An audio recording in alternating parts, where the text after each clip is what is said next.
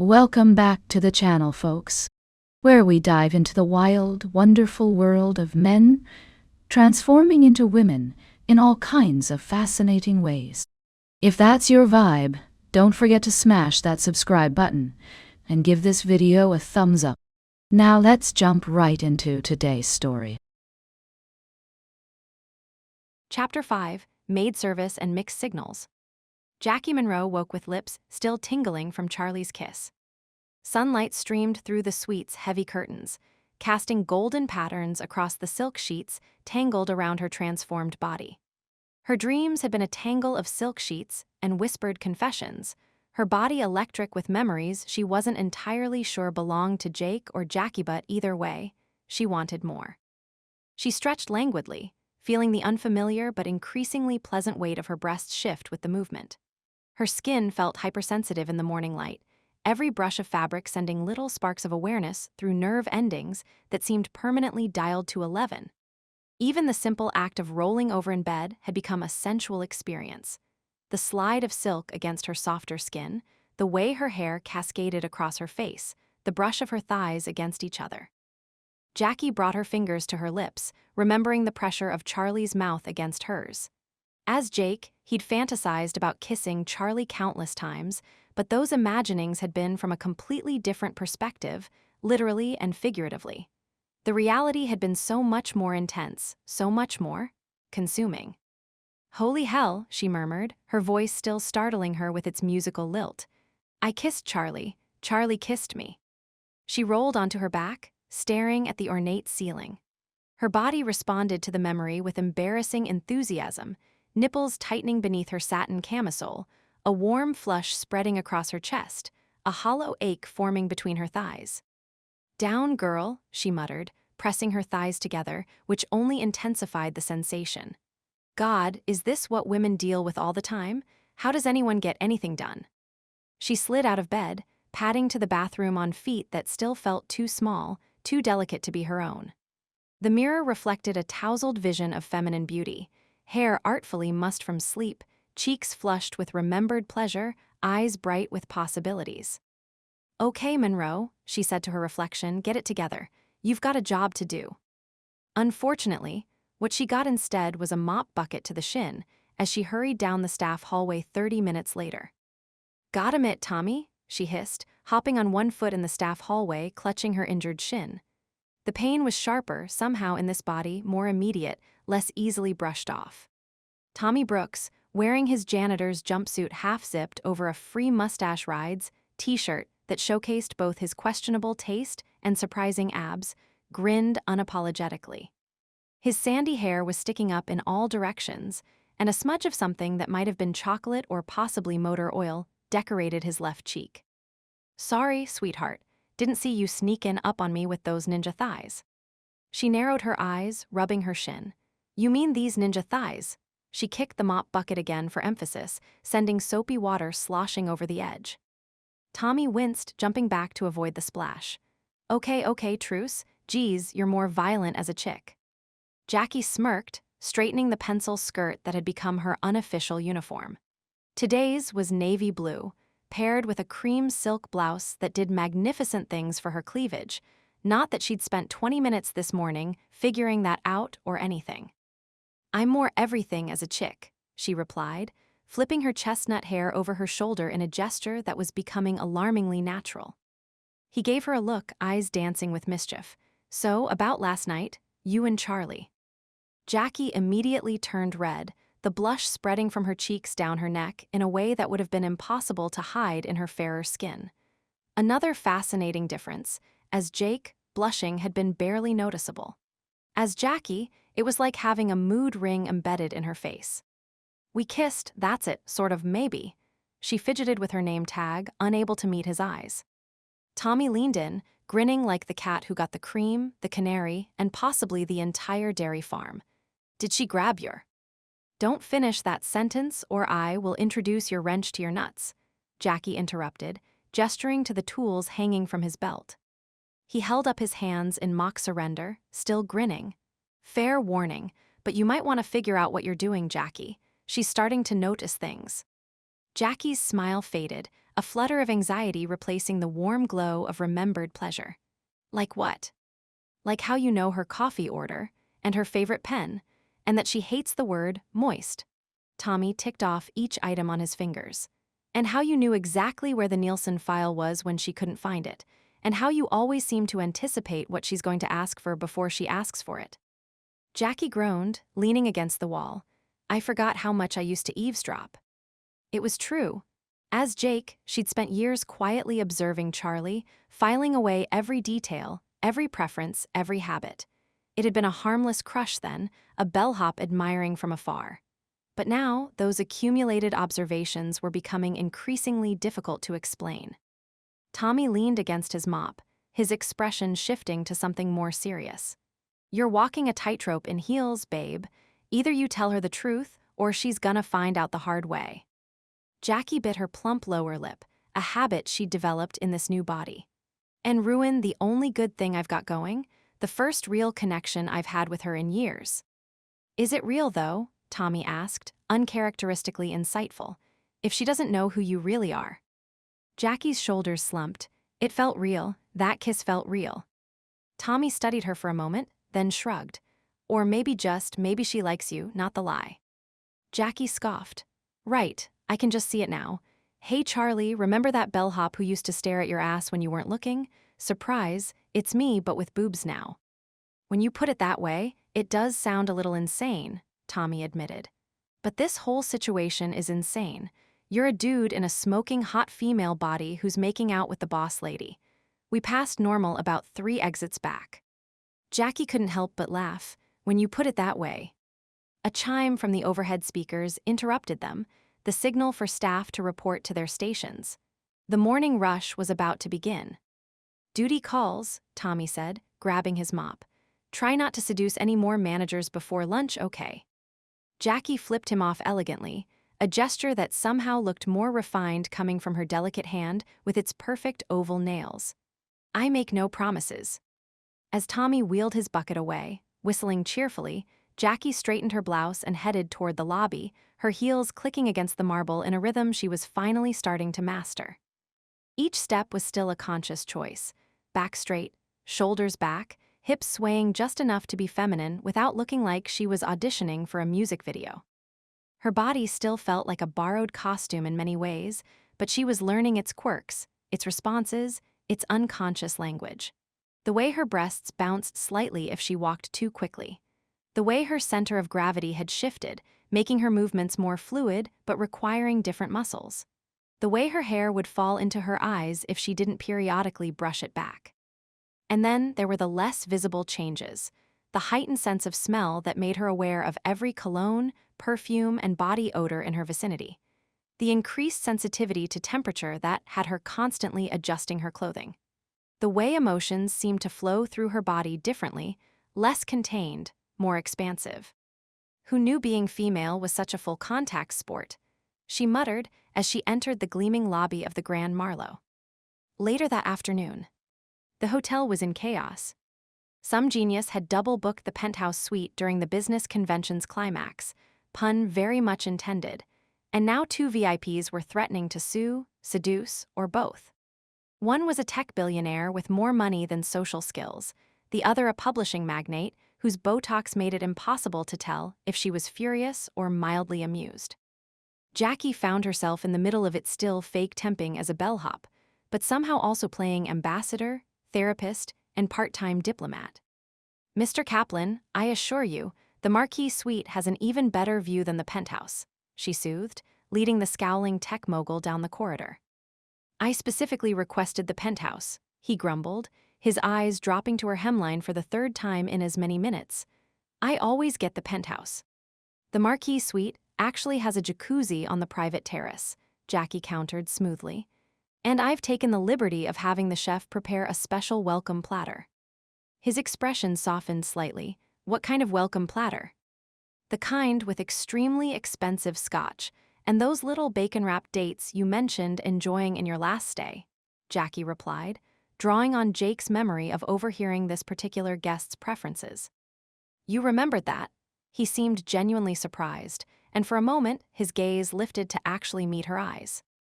Jackie gave him a winning smile. The Grand Marlowe prides itself on personalized service, Mr. Kaplan. Crisis temporarily averted, Jackie burst into the housekeeping wing looking for fresh linens for the newly reassigned suites, and instead found herself surrounded by maids, all gossiping in Spanish and French about La Nueva Chica Caliente and how quickly she'd become central to the hotel's operations. "Jackie," one of them cried, a curvy brunette named Sophia with a wicked gleam in her eye. "You're too pretty to be moving carts. Come help us fluff pillows." "I don't fluff," Jackie said, lifting a laundry bag with a strength that surprised even her. Her new body might be smaller, but it was wiry and resilient in its own way. "I conquer." The maids laughed and fanned themselves dramatically. "She's got more balls than most of the men here," observed Martine, a statuesque French woman with impeccable posture. "No offense to your missing ones, Sherry." Jackie nearly choked. "Excuse me." "Oh, please," Sophia said, rolling her eyes. "We know there's more to your story than temporary bellhop. No one learns the hotel layout that fast." Jackie's heart skipped a beat. "I've got a good sense of direction." "And a good sense of Charlie Harrington's schedule, non," Martine added with a knowing smirk. Sophia leaned in, her perfume an intoxicating blend of jasmine and something spicier. "So, who's your type? That sexy maintenance man with the arms, or our bossy ice queen in heels?" Jackie blinked, caught off guard by the direct question. Oh, come on," Sophia said, nudging her playfully. "You think we didn't see you and Miss Harrington making eyes last night? The temperature in the lobby went up 10 degrees. Jackie tried to play it cool, though she could feel the telltale warmth spreading up her neck again. Damn this fair skin and its tendency to broadcast every emotion. Maybe I have a thing for women who boss me around." Sophia raised an eyebrow, clearly delighted by this admission. "Then you're in the right place, Mommy. This hotel is full of women who could eat you alive." "And some who would like to," added Martine with a significant look. Jackie felt her cheeks flame even hotter. As Jake, locker room talk had been standard fare, but being on the receiving end of it, especially from women who had no idea of her unique situation, was disorienting. "Ladies, as much as I'd love to continue this very educational conversation, I've got a crisis to manage," Jackie said, backing toward the door with an armful of fresh linens. "Wish me luck." "Buena suerte," Sophia called after her. "And remember, if you need tips on how to handle Miss Harrington, you know where to find us." Jackie's exit was accompanied by a chorus of knowing laughter that followed her down the corridor. Meanwhile, in the office upstairs, Charlie sat at her desk, flipping through staff files and trying to find anything on this Jackie Monroe. Nothing. No HR record, no temp agency file, no application, just a perfectly pressed name tag and a smile that was starting to haunt her dreams. She frowned, tapping her pen against the polished mahogany desk 3 times, as was her habit before making any decision. "She knows things," she murmured to the empty office. "About me, about the hotel, things she shouldn't know." Charlie prided herself on being observant, on reading people as easily as the financial reports that crossed her desk each morning. But Jackie Monroe was a puzzle with missing pieces. She moved through the hotel with the confidence of someone who had worked there for years, yet according to all records, she'd appeared out of thin air 2 days ago. And then that kiss. God, that kiss. Charlie leaned back in her leather chair and closed her eyes, allowing herself a moment of unprofessional indulgence. Jackie had kissed her like she meant it, like she knew every inch of her and wanted to memorize more. It had been intoxicating. And terrifying. Charlie Harrington didn't do impulsive. She didn't do mysterious. She certainly didn't do makeout sessions in the staff break room with employees she barely knew. And yet, there was something about Jackie that bypassed all her carefully constructed defenses. Something in those emerald eyes that seemed to recognize parts of Charlie that she kept hidden from everyone else. She picked up her phone, staring at it contemplatively. She hesitated, tapping it against her palm 3 times. Then she texted, "Meet me in the linen closet, 10 minutes." She set the phone down, her heart racing with a mixture of professional recklessness and personal anticipation that was entirely new to her. Charlie Harrington, hotel operations manager, did not use linen closets for clandestine meetings. Charlie Harrington did not send cryptic texts to mysterious employees. Charlie Harrington did not act on impulse. Except, apparently, now she did. 10 minutes later, Jackie slipped through the door of the oversized linen closet just off the executive floor, her pulse racing. The space was surprisingly large, more of a storage room than a closet, with floor-to-ceiling shelves stacked with pristine white towels, sheets, and pillowcases. The scent of clean cotton and hotel-grade fabric softener filled the air, undercut with a hint of lavender. Charlie was already there, arms crossed, eyes cool, lips dangerous. She'd shed her usual blazer, standing in just a crisp white blouse and charcoal pencil skirt that hugged every curve. Her honey blonde hair was pulled back in its usual severe bun, but several strands had escaped, framing her face in a way that softened her sharp features. Jackie's heart thumped against her ribs, her body responding to Charlie's presence with embarrassing immediacy. Breath quickening, skin warming, that now familiar hollow ache forming between her thighs. "You rang," she said, trying for playful but landing somewhere between breathless and nervous. Charlie didn't smile. Her amber eyes were intense, searching. "Who are you?" Jackie blinked, caught off guard by the directness of the question. "Excuse me." Charlie stepped forward, closing the distance between them with slow, deliberate steps. The subtle scent of her perfume, citrus and sandalwood, enveloped Jackie, making it difficult to think clearly. "You show up out of nowhere. No records, no resume. You know everything about me, the hotel, my favorite goddamn pen." Charlie's voice was low, controlled, but with an undercurrent of something rower. "You handle guests like you've been doing it for years. You navigate this place like you built it." Jackie swallowed hard, her throat suddenly dry. As Jake, she'd spent years studying Charlie from afar, memorizing her habits, her preferences, her expressions. As Jackie, she was discovering that this accumulated knowledge was increasingly difficult to explain away. "Charlie, And then you kiss me like you've done it before," Charlie continued, now close enough that Jackie could see the flecks of gold in her irises. "Like you've been waiting for it." Jackie's breath caught, her new body responding to Charlie's proximity with a rush of sensations that were both familiar and foreign. The desire was the same as it had always been, but the physical manifestation was entirely different. A warmth that spread from her core outward, a dizzying awareness of every inch where their bodies might touch. "Because I have," she admitted, the words escaping before she could stop them. Charlie's eyes searched hers, a complexity of emotions flickering across her face, curiosity, confusion, desire. "So tell me, who are you really?" And then, before Jackie could answer, Charlie kissed her again. Hard. Desperate. Not the tentative exploration of last night, but something hungrier, more demanding. Charlie's hands came up to frame Jackie's face, holding her in place as her mouth claimed Jackie's with a fervor that was staggering. Jackie melted into her, all thoughts of explanations and truths dissolving under the heat of Charlie's lips. She pressed Charlie back against the wall of towels, her hands sliding into Charlie's hair, loosening the severe bun until golden waves cascaded around her shoulders. Their bodies molded together in a tangle of tension, silk, and slow-burning fire. Jackie felt every curve, every contour of Charlie's body against her own. The softness of her breasts pressing against Jackie's, the firm line of her thigh sliding between Jackie's legs, the surprising strength of her hands as they moved from Jackie's face to her waist.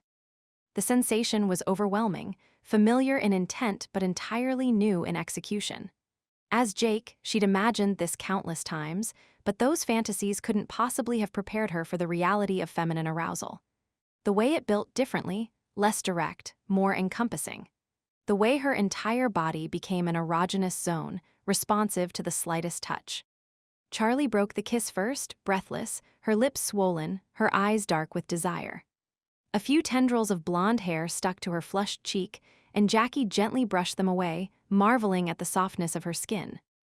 Charlie's voice cracked slightly, revealing a vulnerability that was at odds with her usual composure. "I don't care if you're lying. Not tonight." Jackie trembled, overwhelmed by the intensity of her own response. Her hands, smaller now, more delicate, moved to Charlie's blouse, fingers hovering over the top button. "You sure?" she asked, giving Charlie one last chance to change her mind. Charlie nodded, her eyes never leaving Jackie's. "Just shut up and keep kissing me." And Jackie did. Her lips returned to Charlie's with renewed fervor, her hands resuming their exploration, tracing the elegant line of Charlie's neck, the curve of her shoulder, the dip of her waist. Each touch was a discovery, each response a revelation. As Jackie's fingers finally found the buttons of Charlie's blouse, she marveled at the sheer intensity of her own desire. Same in essence as what Jake had felt, but transformed, like everything else, into something more complex and encompassing. Whatever magic had changed her body, whatever bizarre twist of fate had brought her to this moment, Jackie couldn't find it in herself to regret it. Not with Charlie Harrington in her arms, sighing her name against her lips, arching into her touch like she'd been waiting for it just as long as Jackie had. The mystery would keep, the truth would wait. For now, there was only this, the intoxicating reality of desire fulfilled in a body that was both foreign and increasingly, thrillingly her own.